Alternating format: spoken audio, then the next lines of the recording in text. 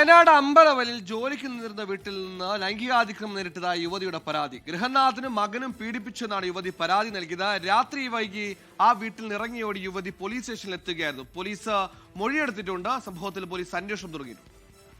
എന്നെ കൊല്ലും, അവരെന്നെ കൊല്ലും, എവിടെ പോയാലും എന്നെ കൊല്ലും എന്ന് പറഞ്ഞു. ഇതൊക്കെ ഞാൻ ആ സാറിനോട് പറയുമ്പം ആ ഒരു സാർ ഒരു കുട്ടീനോട് ചോദിക്കേണ്ട, ഒരു അമ്മേന്റെ മുന്നിൽ ഇരുത്തി ചോദിക്കേണ്ട ചോദ്യമല്ല കുട്ടീനോട് ചോദിച്ചിരിക്കുന്നത്.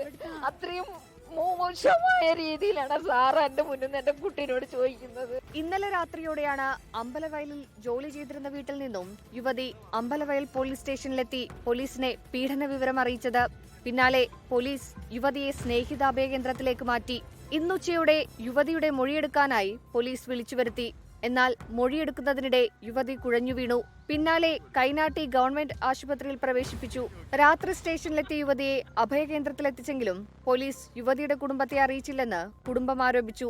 എന്നാൽ ആദ്യം പരാതിയില്ലെന്ന് പറഞ്ഞുകൊണ്ടാണ് നടപടികൾ സ്വീകരിക്കാത്തതെന്നും പിന്നീട് പരാതി നൽകിയപ്പോഴാണ് മൊഴിയെടുപ്പ് അടക്കമുള്ള നടപടികളിലേക്ക് കടന്നതെന്നും പോലീസ് പറയുന്നു. 24 വയനാട്.